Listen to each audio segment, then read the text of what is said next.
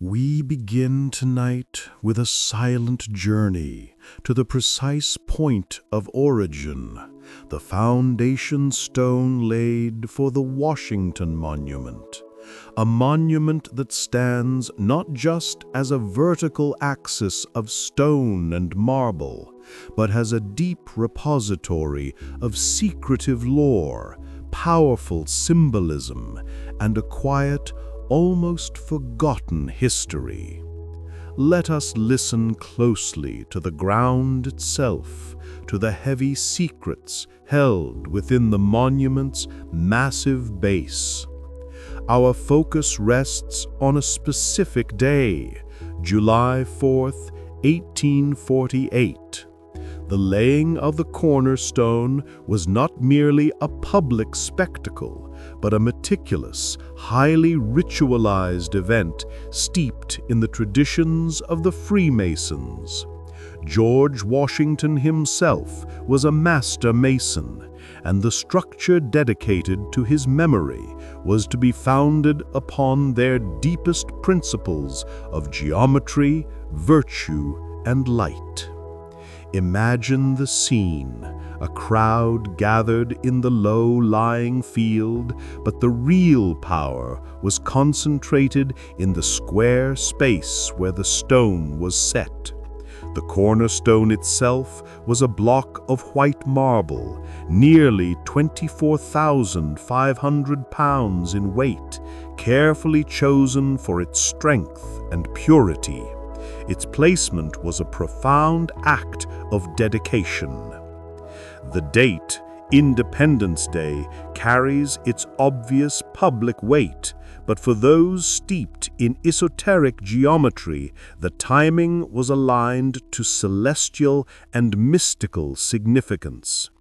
The ritual itself was guided by the Grand Master of the Grand Lodge of the District of Columbia, who utilized the sacred tools of the craft, the square, the level, and the plumb.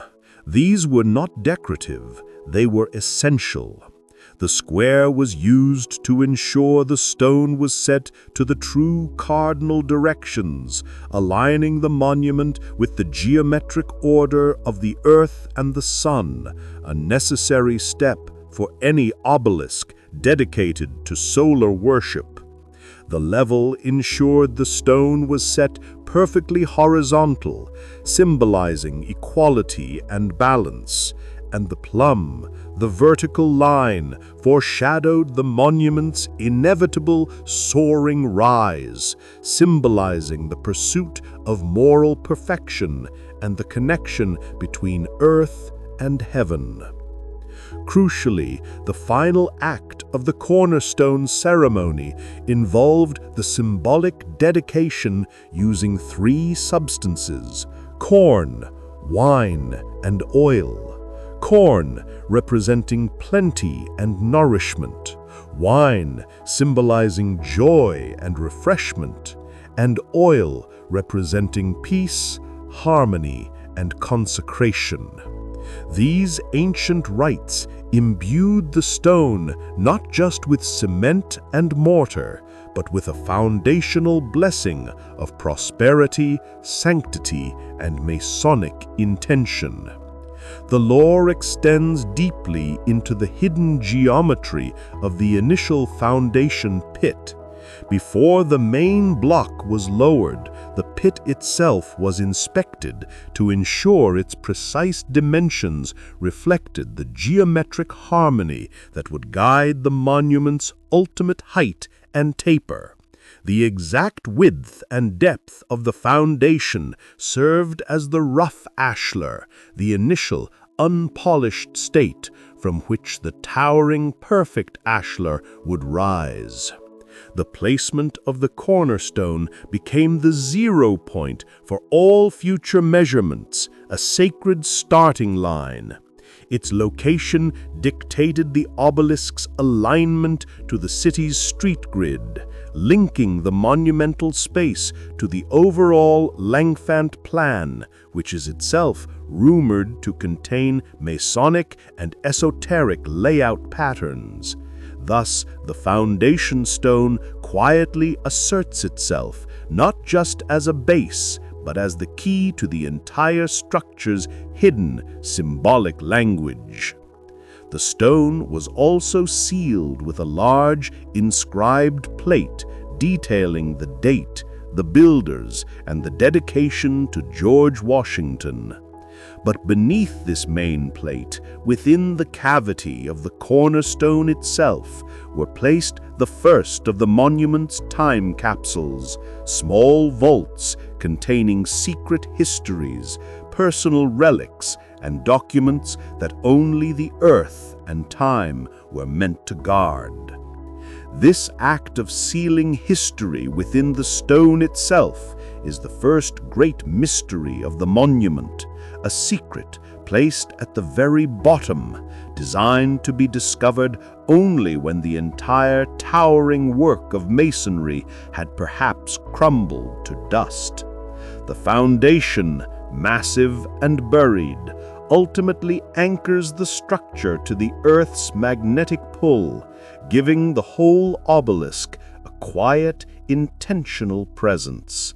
It is the beginning of the journey from the rough reality of the ground to the polished ambition of the sky. Having established the sacred geometry of the foundation, we must now meditate upon the monument's chosen form, the obelisk. This towering monolith, rising smoothly from a pyramidal base, is not a unique American architectural choice, but one deeply rooted in the ancient, mystical traditions of Egypt, a heritage laden with powerful alchemical and solar symbolism. Why did the founders choose the obelisk, a foreign, ancient, and highly esoteric shape, to honor the founder of a democratic republic? The answer lies in the monument's intended function as a statement of both permanence and eternal truth, aligning George Washington not merely with political leadership, but with divine or celestial principle. In ancient Egyptian thought, the obelisk was intrinsically linked to the solar deity Ra. It was seen as a petrified ray of the sun, a stone shaft pointing to the heavens, a physical manifestation of the sun's daily journey. The polished capstone, originally covered in gold or an alloy like electrum, was meant to catch the sun's first rays, sending a flash of consecrated light down to the earth. The Washington Monument thus borrows this deep, sacred function. It is a solar altar, dedicated to light, truth, and the enduring spirit of its namesake. This solar symbolism carries profound alchemical meaning. Alchemy, at its philosophical core, is the process of transformation, taking the base matter, lead, and refining it into the perfect state, gold. The obelisk symbolizes the alchemist's great work in its purest vertical dimension. The square base represents the four elements: earth, air, fire, and water, or the rough material world. The vertical shaft represents the ascension and purification of matter, the long, disciplined process of labor. Finally, the pyramidal cap, or pyramidion, represents the perfect, completed state, the moment of transformation and connection to the divine spirit. The Washington Monument's physical presence embodies this alchemical journey. It begins with the rough, dark granite and the buried secrets of the foundation. It then undergoes the massive, multi-decade effort of its construction, the long physical grind of raising the stones one upon the other, and it culminates in the shining, rare metal cap, an object of high purity and value, reaching for the zenith. The structure is therefore a silent lesson in transmutation and the perfectibility of the human spirit.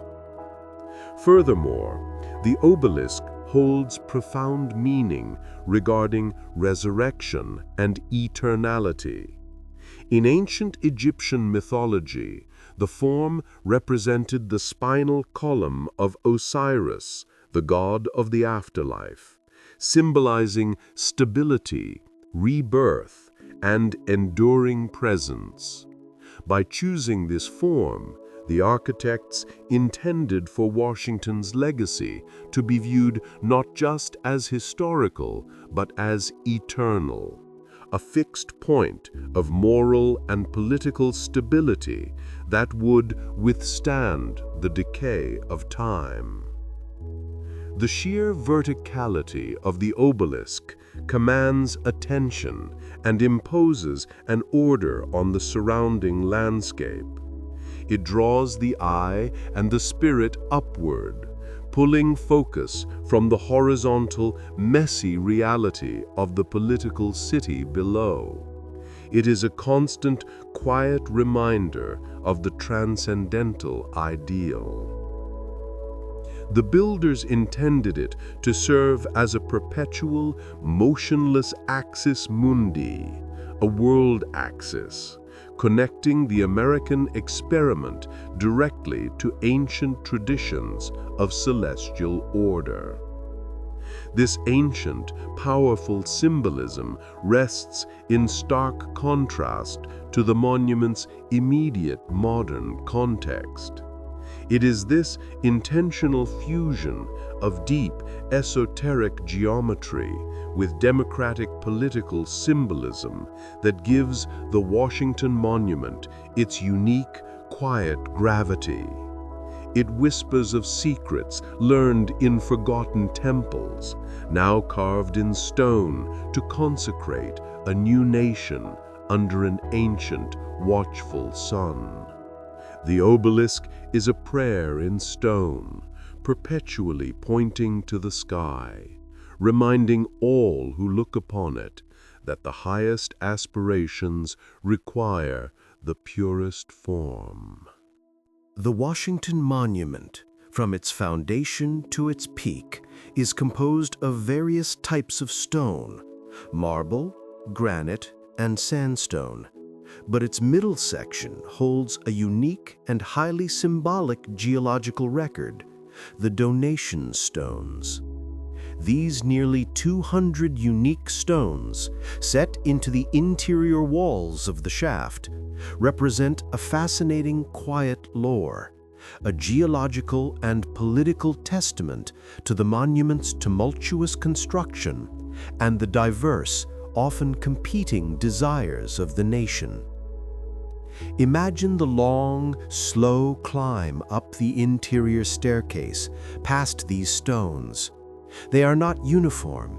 Each is a distinct, carefully catalogued contribution from a state, a city, a foreign nation, a Masonic lodge, a professional society, or a cultural organization.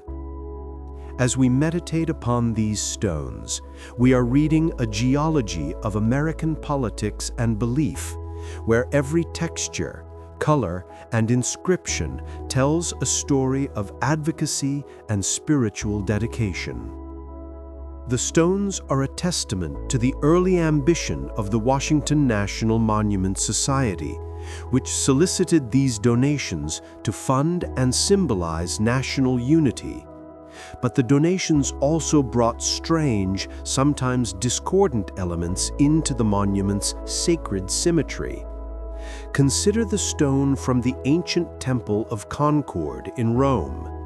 This donation links the American Republic directly to the grandeur and political principles of the Roman Republic, suggesting a lineage of democratic ideals stretching back 2 millennia. The surface of this stone, rough with the weathering of Roman history, contrasts sharply with the smooth, polished marble surrounding it, offering a textural shift that whispers of great historical depth. There is the infamous Pope's Stone. Donated by Pope Pius IX, this contribution from a foreign spiritual sovereign caused a national uproar among nativists in the 1850s, leading directly to its theft and destruction by the anti-Catholic Know Nothing Party. The scandal halted construction entirely. The subsequent stone that replaced it remains a quiet symbol of that intense period of religious and political strife. Looking at its smooth, replacement surface, one can feel the invisible scar left by that violent, foundational controversy. Other stones speak of material purity and technological pride. One might find a specimen of iron ore from Pennsylvania, representing industrial power, or perhaps a segment of polished quartz from a western state, symbolizing mineral wealth. There is even a stone of Swedish iron, a material prized for its purity and strength, donated by the Swedish monarchy, connecting the monument to international respect and high metallurgy. The Masonic presence is palpable. Numerous Masonic lodge stones are embedded in the walls, each typically bearing complex, subtle symbols like the blazing sun, the all-seeing eye, or the tools of the craft. These stones represent a quiet, internal dedication, a reinforcement of the structure's esoteric geometry placed by those who understood its deepest symbolism. As the stone donations line the walls, they transform the interior shaft into a vertical museum of national sentiment. Each stone has a unique color, a distinct inscription style, and a varying degree of finish, from roughly cut granite to highly polished, translucent marble. Ascending the stairs beside them is a slow, tactile meditation on the composite, sometimes messy, nature of American identity and ambition. The very act of reading these testaments, one by one, provides a profound sense of scale. Not just the physical scale of the obelisk, but the vast scale of the diverse political, spiritual, and geological entities that contributed to its creation. The stone is not uniform. It is a silent, layered archive, representing the myriad voices and deep convictions that literally built the foundation for this towering national symbol. The monument's skin is a testament to the fact that great endeavors are rarely built on single, unified intention, but on a complex, varied tapestry of human contribution. The history of the Washington Monument is sharply bisected by a long, unplanned period of stasis known as the Grand Pause. Construction began with high ceremonial fervor in 1848, but by 1854, the project was fatally crippled by political infighting, financial collapse, and the aforementioned theft of the Pope's Stone. For over 2 decades, until 1877, the monument stood utterly unfinished, a strange, quiet, truncated pillar rising only about 150 feet out of the earth. This period is not one of action, but of profound, heavy silence. The unfinished shaft became an unintended monument to national failure, political division, and the looming reality of the Civil War. It stood on the low ground of the National Mall, an enormous, roofless, open-air stone chimney exposed to the elements. Imagine the scene during the height of the Civil War. Union troops were camped and drilled on the mall, often using the unfinished stone walls of the base for shelter or storage. The monument, intended to symbolize national unity under its first president, instead stood directly in the sightlines of the Capitol, a stark, silent reminder of the fractured Union. The exposed granite of the unfinished shaft bore the full brunt of the weather. Rain poured into the hollow interior, freezing and thawing the stone. Birds nested in the rough, exposed mortar joints. The beautiful, polished marble from the dedication ceremony was now stained, aged, and marked by time and neglect. This section of the structure, the dark, rough, lower 150 feet, is physically distinct and permanently marked by this period of abandonment. The silence of the grand pause transformed the monument into a curious, unofficial landmark. It became a place of quiet, solitary reflection. Soldiers stationed nearby would walk to its base, viewing the massive, rough-cut blocks of stone, contemplating the scale of the failure. It stood as a mute critique of the political chaos that had stopped its ascent, a granite symbol of incomplete ambition. There is deep lore concerning the lodge keeper's quiet stewardship during this time. The land around the abandoned shaft still required occasional maintenance. The custodian, often a single, dedicated individual, maintained a lonely vigil over the deteriorating stonework, protecting it from further vandalism or collapse. The stories associated with these keepers are of quiet duty, solitude, and the persistent belief that the work, dedicated to Washington, would one day be resumed. They held the structure's hope in the darkness. This rough, exposed section also represents the rough ashlar in its most literal form, the unpolished, imperfect state of the nation during its greatest trial.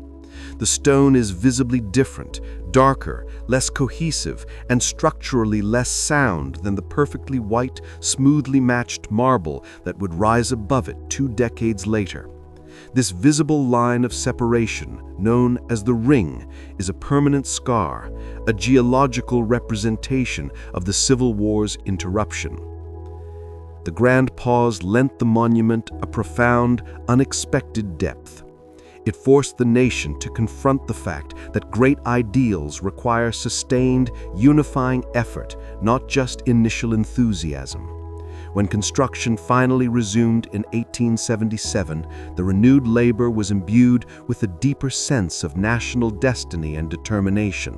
The silence had ended, but the lesson remained etched in the stone itself, that national unity, like monumental masonry, requires patient, decades-long commitment, even after a period of profound darkness and abandonment.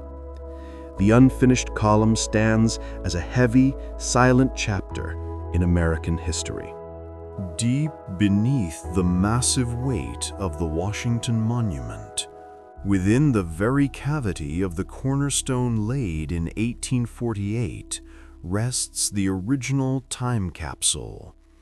This hidden vault, sealed away from all light and air, is not just an archive of historical documents, but a quiet, intentional repository of the era's spiritual, political, and fraternal aspirations.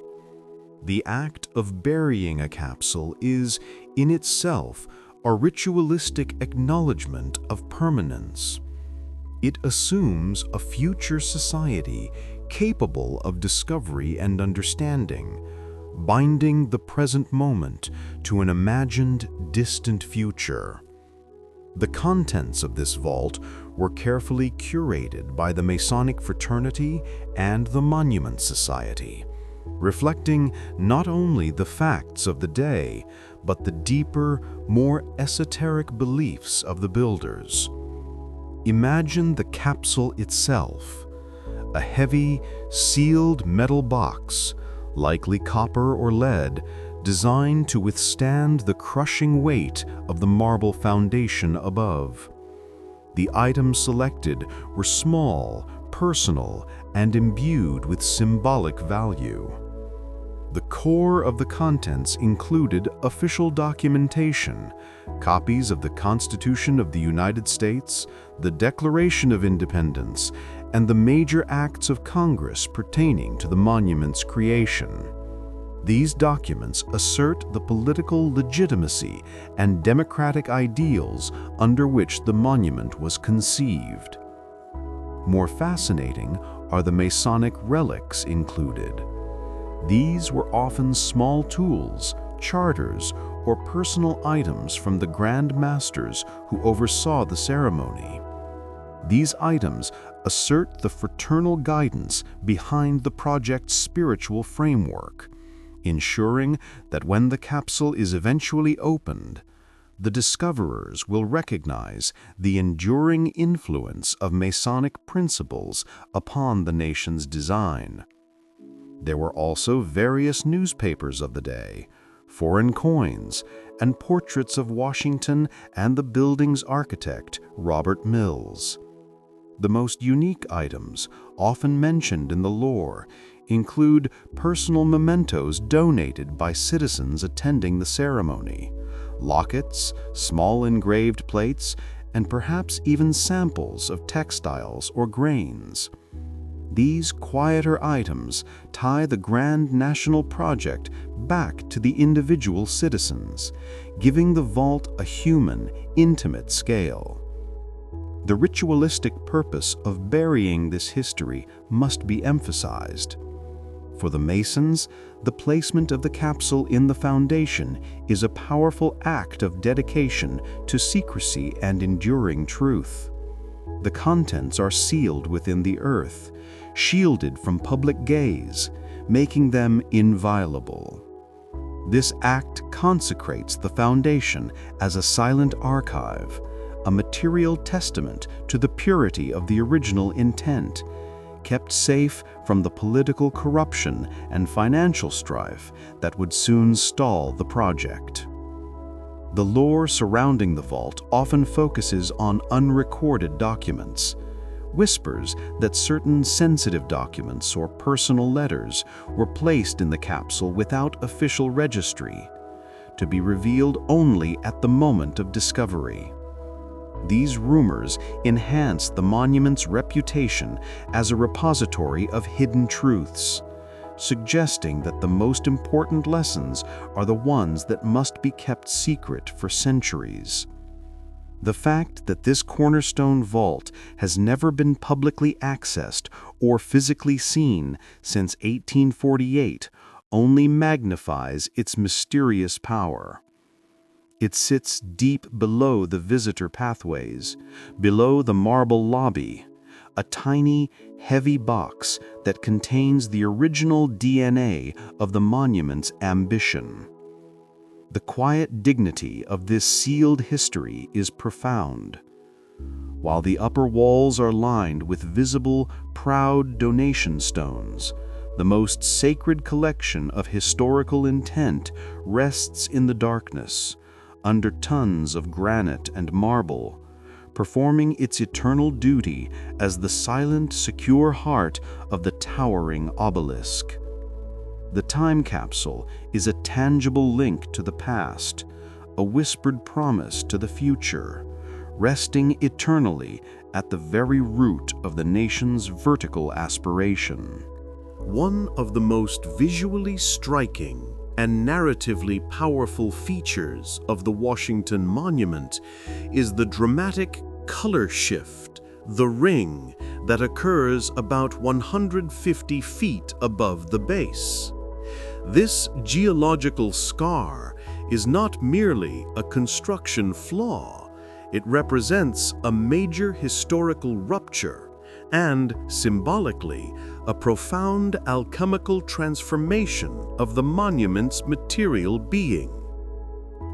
The lower section, built between 1848 and 1854, is composed primarily of Baltimore marble and rough-cut granite. This section is visibly darker, more varied in texture, and often stained by the 2 decades it stood open to the elements during the Grand Pause. It represents the nigredo phase of the alchemical process, the blackening, the dissolution, the rough ashlar, the imperfect, base state of the material and the nation. When construction resumed in 1877, under the supervision of the U.S. Army Corps of Engineers, funding, materials, and ambition had shifted. The new stone chosen for the continuation of the shaft was a brighter, purer, and more uniform Massachusetts marble. This material is visibly whiter, cleaner, and possesses a fine, even grain. This transition marks the shift into the albedo phase, the whitening, the purification, and the achievement of the perfect ashlar. The line where the dark, rough, Civil War-era stone meets the pure, post-Reconstruction stone is a definitive geological record of national struggle and renewal. It is a moment where the material literally tells the story of time.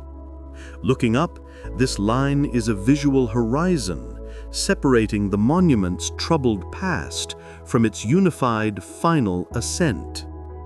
The concept of alchemical ascent is key here. The monument begins with the earthy, dark foundation, the rough matter of politics and war. The journey upward is one of refinement. The change in stone symbolizes a national desire to move beyond the divisiveness represented by the darker marble.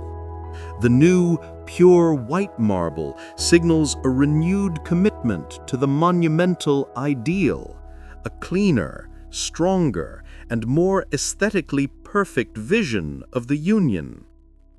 The technical difficulty of this material shift added to its symbolic weight. The new engineers had to integrate the smoother, purer marble perfectly onto the rough, exposed top course of the old Baltimore marble, ensuring the structural integrity of the remaining 350 feet. The labor involved in making this transition seamless, despite the visual color difference, represents the disciplined work of transformation, the sustained effort required to heal the nation's wounds and resume the grand design. Furthermore, the smooth, uniform texture of the Massachusetts marble guides the eye upward with less interruption than the varied granite and early donation stones below. The higher the monument rises, the purer and more vertical the visual experience becomes. The structure is literally shedding its material imperfections as it ascends toward the capstone. This visible boundary, the ring of history, forces any viewer to pause and acknowledge the discontinuity of the monument's life. It prevents it from being seen as a single, uninterrupted idea. Instead, it becomes a powerful narrative of failure, pause, and eventual triumph. A story that begins in the dark, rough material and ends in the bright, polished perfection of the sky. The monument is a silent, towering embodiment of the alchemical law, that transformation requires breaking down the old before refining the new. The Washington Monument does not rise perfectly straight. It possesses a subtle yet crucial taper or slope from its base to its apex. This architectural detail, which sees the monument narrow by approximately 1/4 inch per foot of height, is not merely an engineering necessity for stability, but a direct link to the ancient revered geometric codes of the obelisk form.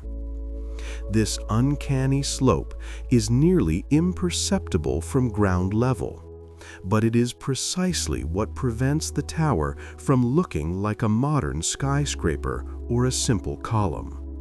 Instead, it defines it instantly as an obelisk, a structure governed by the principles of pyramidal geometry.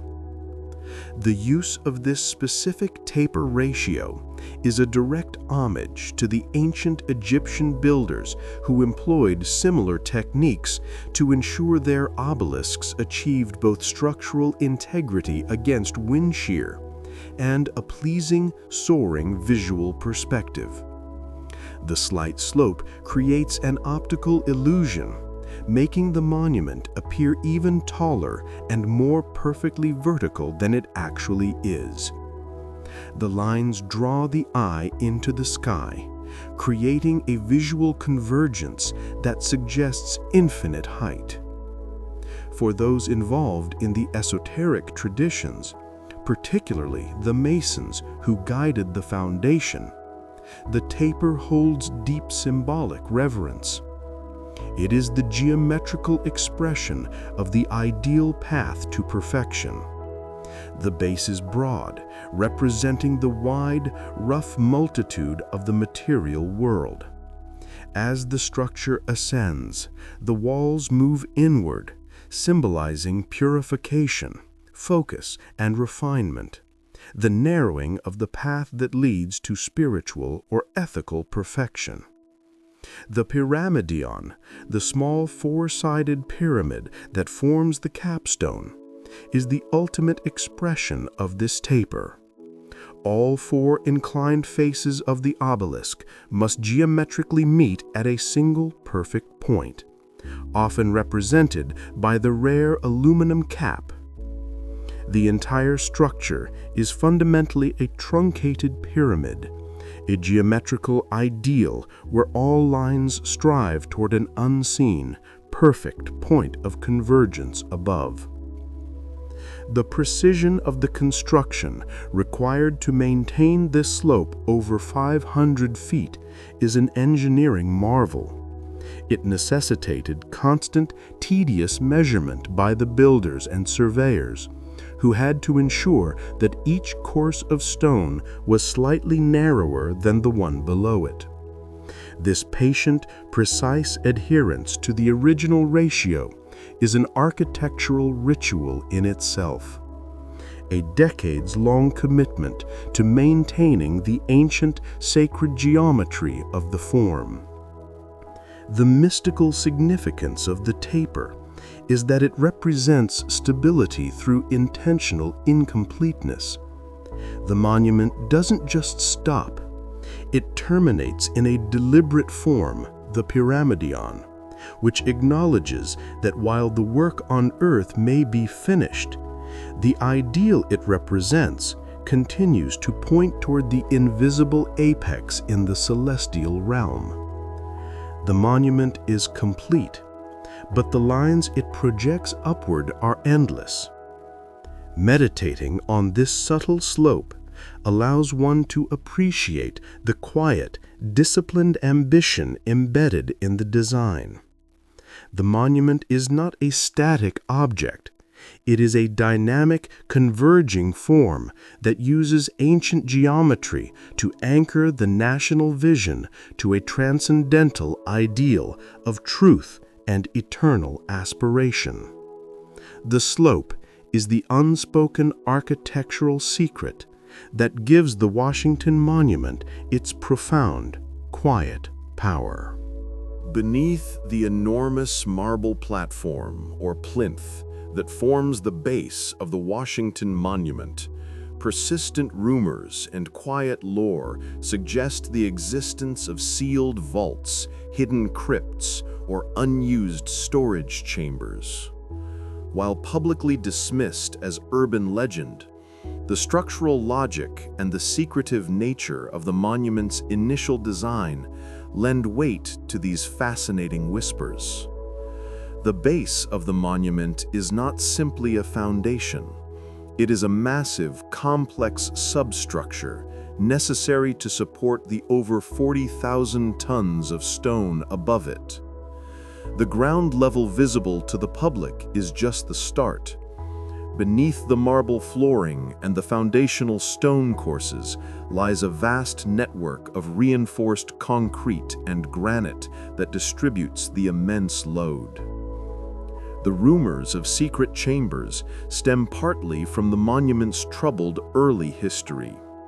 The original design by architect Robert Mills called for a massive circular colonnaded structure, a pantheon at the base, from which the obelisk would rise. This pantheon was designed to contain a statue of Washington and several funerary or commemorative chambers. Although the pantheon design was scrapped due to lack of funds and political opposition, the early plans included extensive subterranean spaces.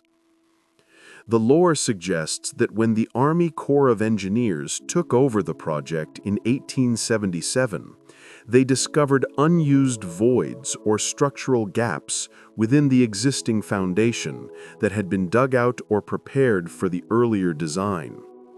Instead of filling these massive voids with concrete, it is rumored that some were simply sealed with heavy marble or granite blocks and left as structural dead space, or perhaps as intentional hidden archives. Why would they be sealed and unused? The Gilded Age, during which the monument was completed, was rife with secretive political and fraternal societies.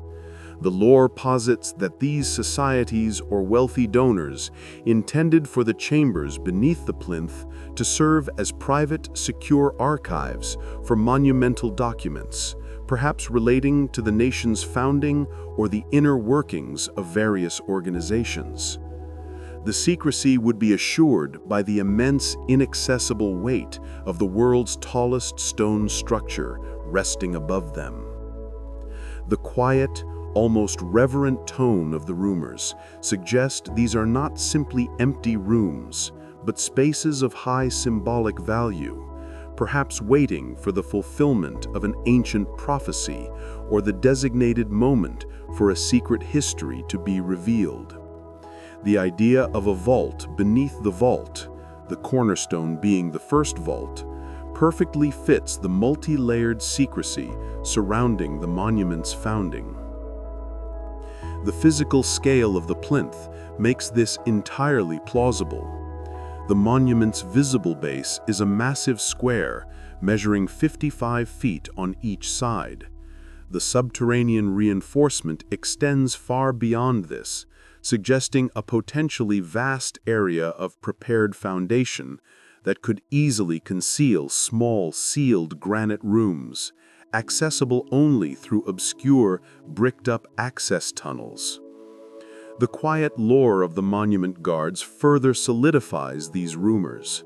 Stories are whispered of strange, muffled sounds emanating from the floor of the lobby on certain nights. Sounds that are not structural, but resonate as if from a hollow chamber directly beneath the foot. These echoes are attributed to the shifting air pressure or structural settling, but the imagination naturally gravitates to the sealed, unused spaces lurking below the public eye. The existence of these rumored secret chambers adds a powerful, invisible dimension to the monument. It suggests that while the visible structure proudly proclaims national ideals, the deepest truths and most guarded secrets of its foundation remain safely locked away in the quiet, inaccessible darkness beneath the earth. The base is not just support. It is a silent sentinel guarding its own historical voids. The precise orientation of the Washington Monument is a fundamental component of its esoteric and structural integrity. The four faces of the obelisk are aligned almost perfectly with the cardinal directions: north, south, east, and west. This meticulous orientation is not arbitrary. It is a profound nod to the ancient traditions of sun worship, celestial geometry, and the Masonic reverence for order. The choice to align the structure to the true cardinal points means the monument acts as a precise three-dimensional compass, linking its vertical ambition directly to the fixed, unchanging framework of the cosmos. This alignment was established during the 1848 cornerstone ceremony, using precise astronomical instruments, ensuring the final structure would act as a massive, immobile gnomon, the object that casts the shadow, for a vast, city-sized sundial. The most significant symbolic orientation is along the east-west axis. This line is the cosmic path of the sun, the point of sunrise, east, and the point of sunset, west.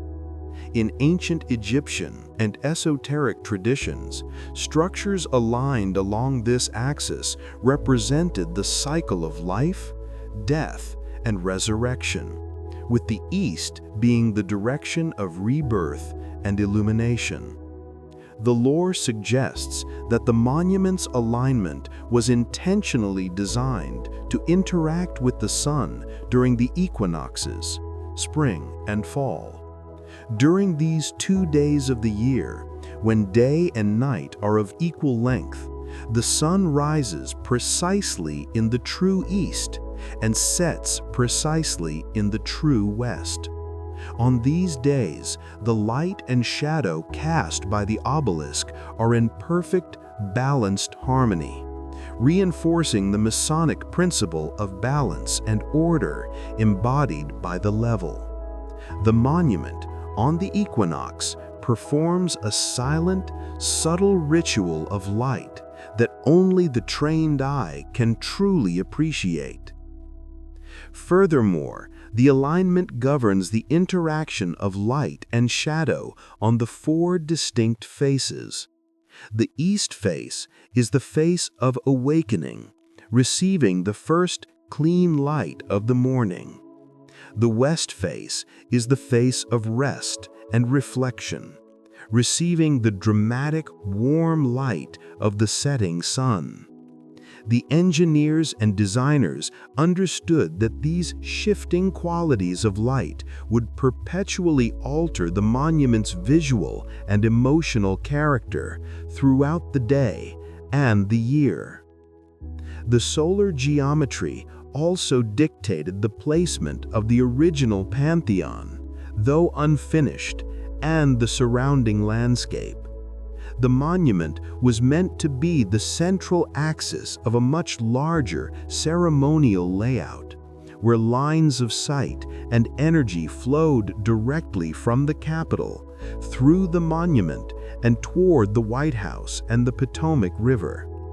The cardinal alignment ensured that the entire ceremonial space operated within a fixed, divine cosmic order. For the Freemasons, the cardinal points represent the duties and principles of the craft, and the act of ensuring this perfect alignment was a fundamental consecration of the structure. It meant the monument was built square and true, not just to the earth, but to the celestial sphere. Meditating on this precise orientation allows one to feel the static, intentional gravity of the structure. It is not just a building. It is a massive, immobile instrument dedicated to cosmic harmony.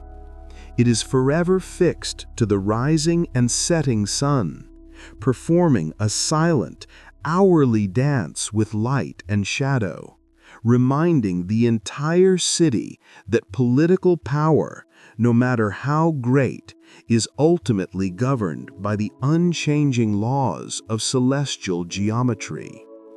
The alignment is the monument's quiet, enduring testament to the principles of order and light. To truly experience the Washington Monument is not just to view it from the mall, but to ascend its interior. Before the installation of the modern elevator, the only way to reach the observation deck was via the vast, winding cast-iron staircase, an engineering necessity that provided a profound sensory journey through the monument's history and its unique inner acoustic properties. Imagine the repetitive, rhythmic act of climbing the 897 steps. The staircase, installed between 1877 and 1884, is a dark, cold, metallic labyrinth enclosed within the monument's thick stone walls. The air inside the shaft is remarkably consistent, cool, dry, and almost entirely sealed from the outside environment, giving it an unchanging, almost mausoleum-like quality. The sensory experience is dominated by the sound of the ascent itself. Each step on the iron treads creates a sharp, distinct clack, which then travels up and down the enormous, narrow, vertical shaft. The noise is amplified and contained, creating a constant, repetitive, metallic echo that accompanies the climber. This rhythm becomes a meditative, almost hypnotic feature of the climb, isolating the climber in a repetitive, focused cycle of movement. The light is dim, filtering in only through small, spaced-out windows and the gaps around the stone donation plaques. This dimness contributes to the feeling of being enclosed within a solid mass of stone, a sensation of being entombed, yet actively ascending. The coldness of the iron underfoot is a persistent reminder of the dense, inanimate material surrounding the body. The acoustic properties of the inner shaft are legendary among custodians and those who have performed maintenance. Due to the perfect verticality and the smooth, reflective stone of the inner walls, the monument acts as a massive whispering gallery in the vertical dimension. Sounds, a cough, a dropped item, a whispered conversation, can travel vast distances up or down the shaft, distorted but audible, creating a slightly unnerving, disembodied soundscape. There is a quiet lore associated with the rhythmic sounds of climbing. During the final years of construction, the labor of the masons was constantly accompanied by the clack, clack, clack of the workmen moving up and down the scaffolding and the temporary staircases.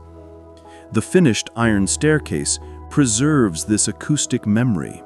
It is the sound of decades of relentless vertical effort. The presence of the stone donation plaques embedded in the walls also plays a role in the ascent. As the climber passes each one, they get a brief, localized flash of light from the small interior windows, allowing a quick glimpse of the inscription. The ascent becomes a slow, forced study of the National Archive, one plaque, 1 minute historical statement at a time. The physical labor of climbing is tied directly to the intellectual and historical labor of the monument's creation. The feeling of air pressure and enclosure is profound. During fast ascents, or rapid elevator travel, the pressure change within the sealed shaft is felt in the ears and chest, a subtle, physical reminder of the structure's immense, contained height. The iron staircase itself, though essential for access, acts as a permanent, cold spine, reinforcing the monument's character as a towering, singular body of stone and metal, sealed off from the horizontal world below. The history of the Washington Monument is not complete without the quiet, often unrecorded lore passed down by the official monument guards and custodians. These individuals, responsible for the structure's security, maintenance, and daily operations, have spent more solitary, reflective hours within its shaft than perhaps anyone else. Their quiet testimony forms an integral part of the monument's ethereal legend. The Monument Keeper's Watch is one of solitude and intimacy with the structure. After the last visitor leaves and the heavy iron doors are locked, the massive shaft becomes utterly silent. This profound, contained silence is where the subtle sounds and unexplained phenomena of the monument are most keenly felt. The most pervasive piece of lore relates to the unexplained sounds within the shaft. Guards often report hearing the faint, rhythmic taps or the metallic clack of footsteps on the iron staircase when the monument is verifiably empty. These sounds are usually attributed to the expansion and contraction of the metal and stone in response to temperature changes, but the lore interprets them as the echoes of the past, the ghosts of the workmen, the masons, or the dedicated guards whose physical labor is permanently etched into the stone. There are also quiet stories of strange ephemeral lights. Guards on late-night patrols sometimes report seeing soft, unsourceable glows or fleeting flashes within the dark, upper reaches of the shaft. These lights, often attributed to external reflections or electrical fluctuations, are viewed by the custodians as the spiritual presence of George Washington himself, performing a quiet, perpetual inspection of the structure dedicated to his memory. The aluminum cap, in particular, is often cited as a source of strange energy or light due to its unique metallic composition. The lore also touches on the psychological weight of the structure. Many long-serving guards speak of the sense of being watched or of an intense, palpable presence that resides within the obelisk. This is perhaps best understood as the physical manifestation of the monument's historical gravity, the sheer scale of the national ambition and tragedy it represents, concentrated in a single, narrow vertical space. The monument is so fixed, so permanent, that it feels like a living, conscious entity. The lore of the monument guards often includes specific, quiet rituals of dedication. These are not official procedures, but personal habits developed during long nights of solitude, a specific path to walk during the rounds, a quiet acknowledgement spoken to Washington's statue in the lobby, or a careful inspection of certain donation stones believed to carry particular luck or protection. These quiet, human acts inject a layer of personal, protective mysticism into the monument's official routine. The importance of the Keeper's Watch is that it humanizes the monument's grandeur. The guards are the silent bridge between the public spectacle and the intimate and enduring reality of the structure. Their lore reminds us that the Washington Monument, despite its immense size and formal history, is also a highly acoustic and spiritually resonant container, continuously performing its quiet duty as the keeper of national memory and unseen energies. The final act of the Washington Monument's construction, The placement of the capstone in December 1884 was an event of immense symbolic and political significance. But for those interested in the hidden lore, the true marvel lies in the small four-sided pyramid that sits atop the marble structure, the aluminum capstone. This material choice represents the ultimate alchemical transformation of the monument's core idea. The capstone, or pyramidion, was made of pure aluminum. In 1884, aluminum was not the cheap, common metal we know today. It was rarer, more expensive, and more technologically difficult to produce than silver or gold. Aluminum was considered the metal of the future, a triumph of Gilded Age metallurgy, a true product of science and ambition. Its use at the very apex of the nation's monument was a powerful statement of technological pride. The choice of aluminum fulfilled the final stage of the monument's inherent alchemical narrative. The journey began with the base materials, the earth-bound granite and rough marble, the nigredo.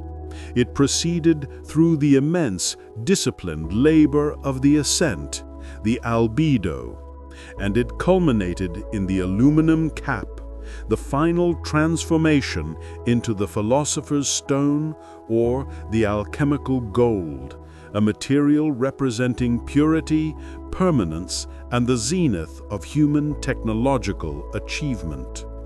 The process of placing the capstone was a ritualistic finality.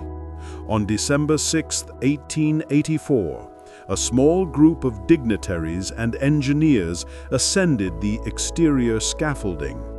A symbolic silver trowel was used to set the capstone, and a final, quiet ceremony was performed. The aluminum was chosen not only for its novelty, but for its resistance to corrosion, ensuring that the final, most sacred part of the monument would endure indefinitely. The lore surrounding the aluminum capstone emphasizes its symbolic light-catching properties. Although no longer highly polished, it was intended to reflect the sun's rays with a sharp, brilliant clarity unlike any other material. This ties the capstone back directly to the monument's original solar symbolism. The cap is the ultimate ray of the sun, perpetually crowning the monument and radiating light down upon the city. Furthermore, the capstone contains a small, highly symbolic element, a lightning rod connection. This practical necessity was also interpreted symbolically. The capstone, made of the most advanced material of the time, was simultaneously the monument's celestial antenna, drawing down the spiritual energy of the heavens while deflecting the destructive power of the storm. The aluminum capstone, therefore, serves as the final, metallic seal on the monument's monumental ambition. It is the material embodiment of the nation's dedication to progress, science, and the highest ideal of perfection. Resting 555 feet above the ground, this small, highly precious piece of metal quietly completes the decades-long process of transforming base desire into a perfect, permanent work of art and engineering. The small pyramidal aluminum capstone, the Zenith Stone, is the most historically rich and symbolically dense piece of material on the entire structure. Unlike the visible exterior marble, the capstone carries the final, deliberate inscriptions that seal the monument's ultimate political and spiritual intent. These inscriptions, originally carved into the soft aluminum before it was placed, are positioned on all four faces and the base, directed outward and upward.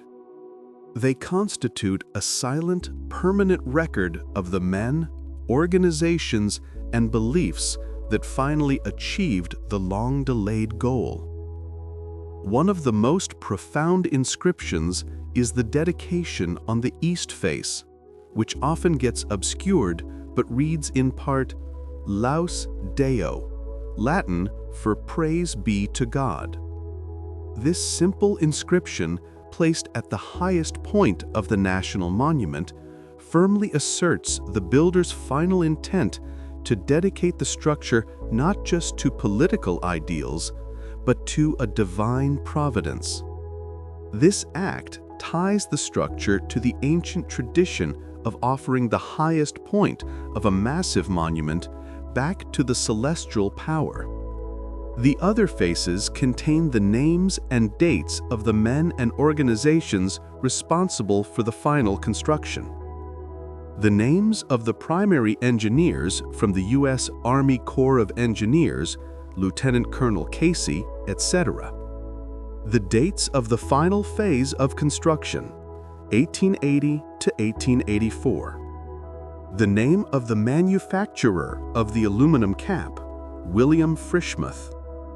These names, forever sealed on the summit, represent the quiet triumph of dedicated, methodical labor over political chaos and financial failure. They are the final signers of the great national project, their legacy etched into the rarest metal of their time. The most intimate and hidden inscription is located on the base of the pyramidion, facing downward, visible only to those who ascended the scaffolding during the ceremony. This inscription typically details the Masonic dedication and the original cornerstone date, linking the structure's finish back to the initiation ritual of 1848. This subtle placement reinforces the idea that the internal, esoteric truth must physically connect the final result to the sacred origin. The aluminum capstone thus acts as a permanent, fixed archive, a mini time capsule perched at the very top of the monument. Its inscriptions are the monument's final words, its concluding statement to the heavens. The choice of Latin and the inclusion of the engineering details serve to blend the spiritual, the scientific, and the political into a single, cohesive statement of national identity. The quiet power of the zenith stone is that it is the ultimate, visible manifestation of the monument's purpose. It is the ultimate punctuation mark on a half-century-long sentence of American ambition.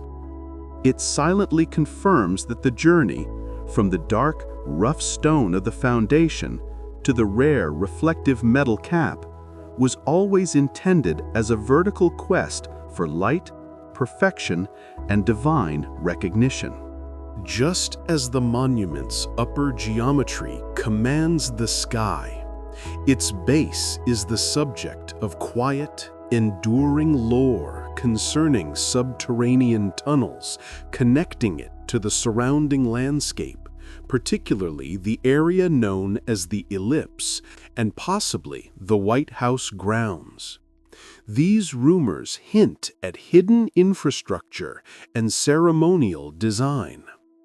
The official visible reality is that the monument's foundation is vast and sealed.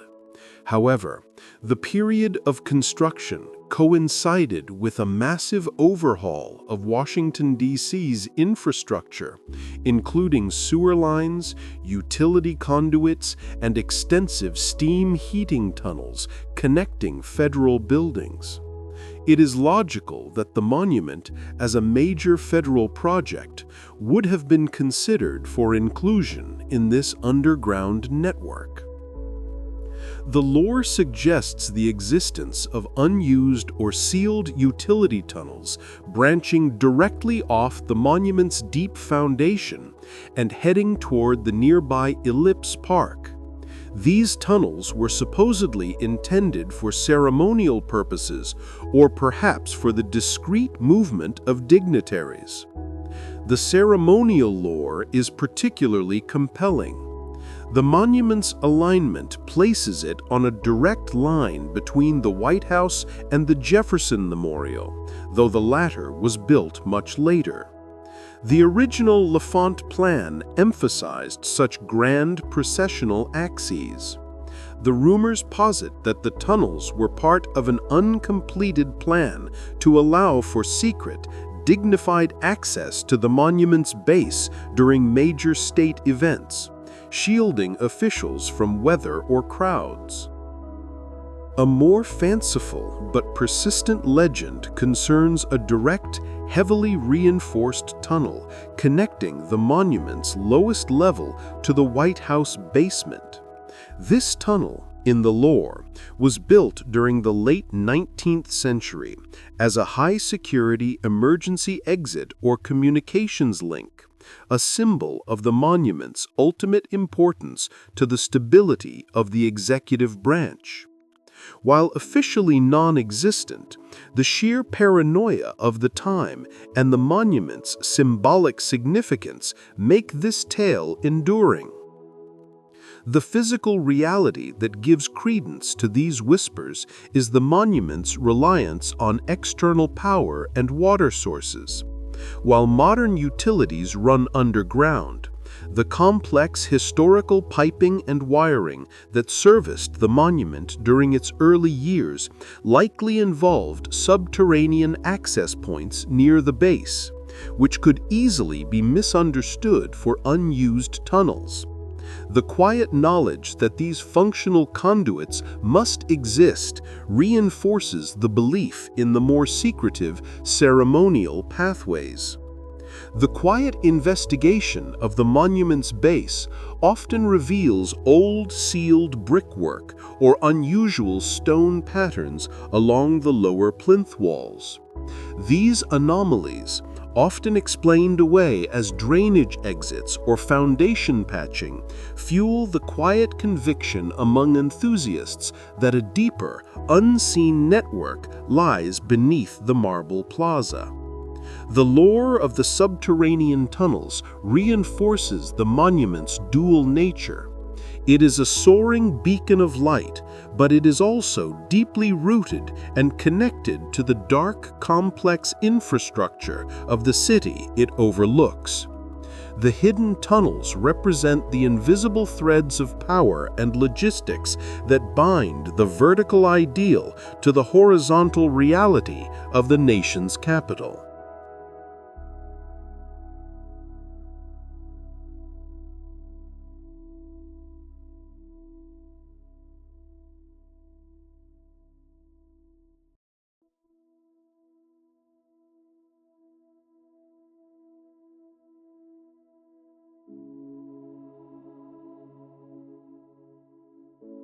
The vertical shaft of the Washington Monument is one of the most acoustically unique spaces in the United States.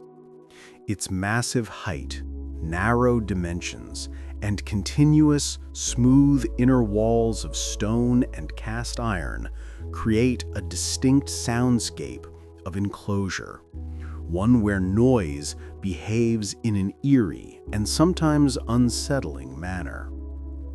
The sheer scale of the shaft, a narrow column over 500 feet high, transforms ordinary sounds into resonant phenomena. The most notable characteristic is the reverberation time. A sound produced at the bottom takes a noticeable fraction of a second to travel to the top, reflect, and return. This creates an elongated, deep echo that is unlike the reverberation in any horizontal hall. A clap or a shout is swallowed and then slowly returned as a metallic, disembodied sound from an indeterminate height. As mentioned in the lore of the guards, the monument operates as a massive vertical whispering gallery. Sound waves reflect repeatedly off the parallel inner walls without scattering, allowing whispers or low-frequency noises to travel vast distances up and down the shaft. A quiet conversation near the base can be faintly heard near the top, creating the illusion of disembodied voices or nearby listeners. This acoustic effect heightens the feeling of solitude while simultaneously making the climber feel exposed and listened to. The sensory experience of the air itself contributes to the soundscape. The narrow shaft functions as a large, temperature-regulated chimney. As the temperature changes outside, air naturally moves up or down the shaft, creating subtle pressure differences.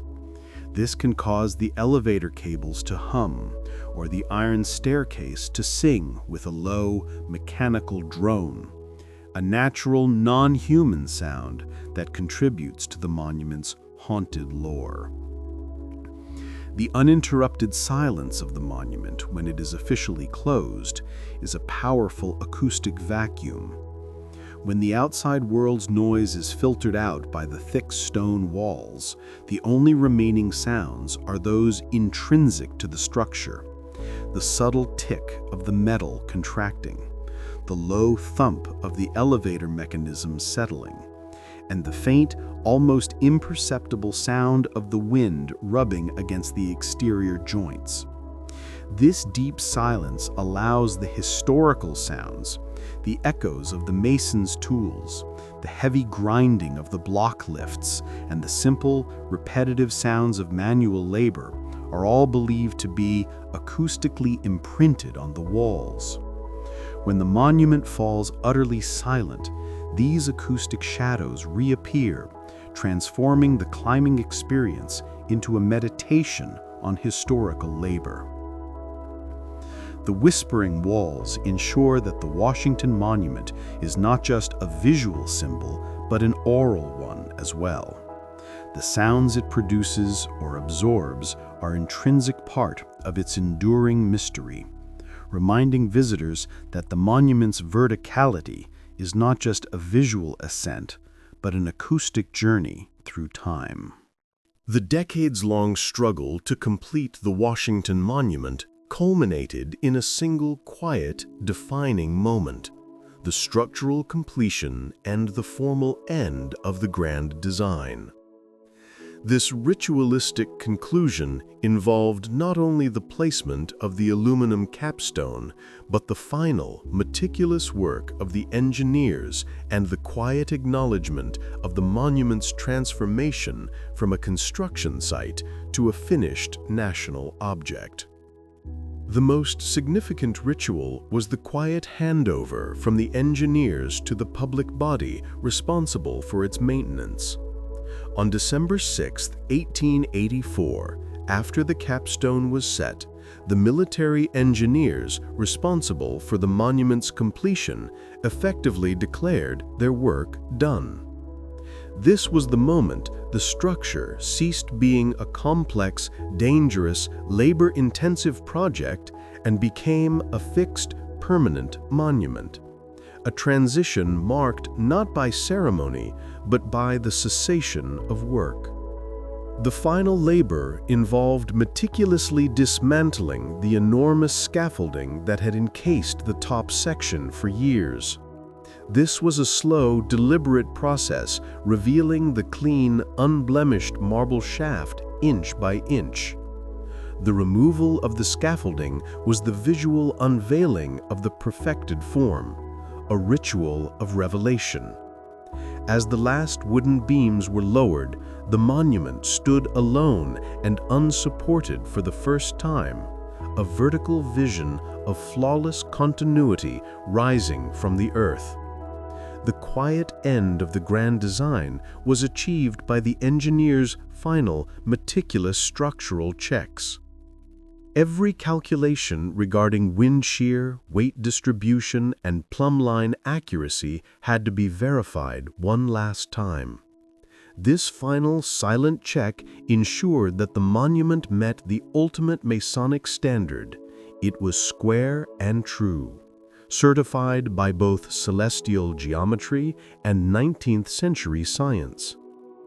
There is deep lore surrounding the final moments of the masons and engineers on the summit. It is rumored that the last workman to descend from the scaffolding left a small private marker or inscription, a final, humble acknowledgement of their achievement, often hidden behind an iron plate or in a mortar joint, intended only for the next repair crew a century later. This final, quiet, personal act is the human complement to the grand Laus Deo inscription on the cap. The monument's completion ritual transformed its purpose. It was no longer a symbol of effort and potential. It became a symbol of achieved permanence and silent endurance. The decades of financial, political, and material struggle were finally overcome. The monument, once a rough, open scar on the mall, became a sealed, perfect vertical axis. The quiet power of this completion lies in the final, enduring silence. The noise of the machinery, the clack of the tools, and the shouts of the workmen all ceased. All that remained was the passive, unwavering presence of the massive stone shaft performing its eternal duty as a stationary axis, the finished product of one of the longest, most determined construction projects in American history. The monument was finally at rest.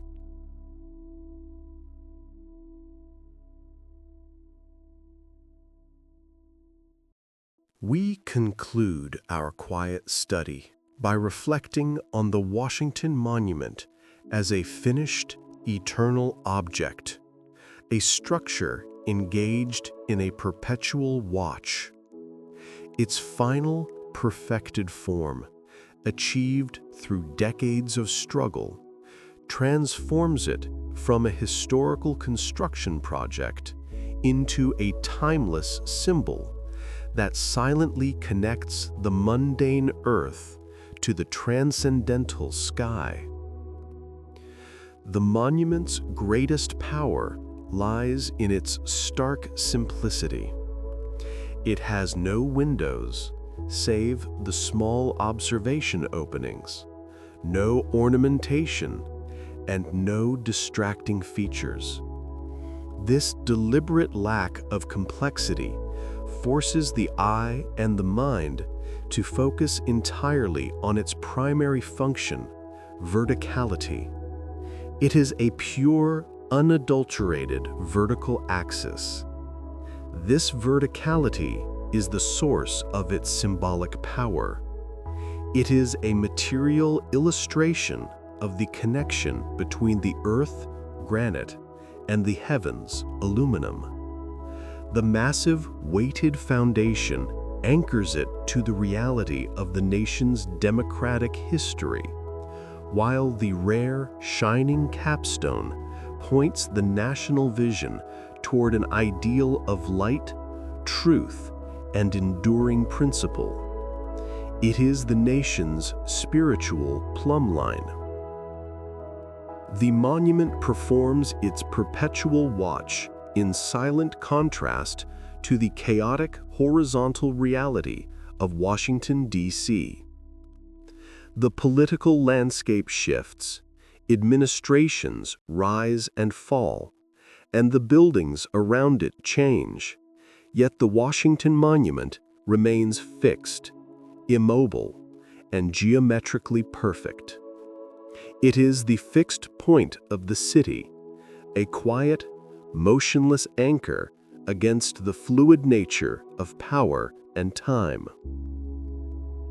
The enduring mystery of the monument is that it represents an ideal of perfection that human endeavor can only approach, not fully grasp.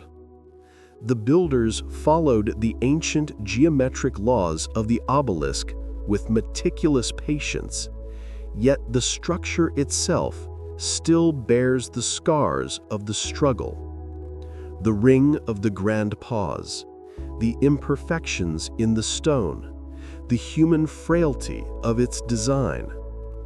The monument is perfect because it contains the visible marks of its imperfect creation. The final lure of the monument is its unending silence. Having absorbed the sounds of labor, war, and dedication, the massive stone now stands as a quiet container of memory.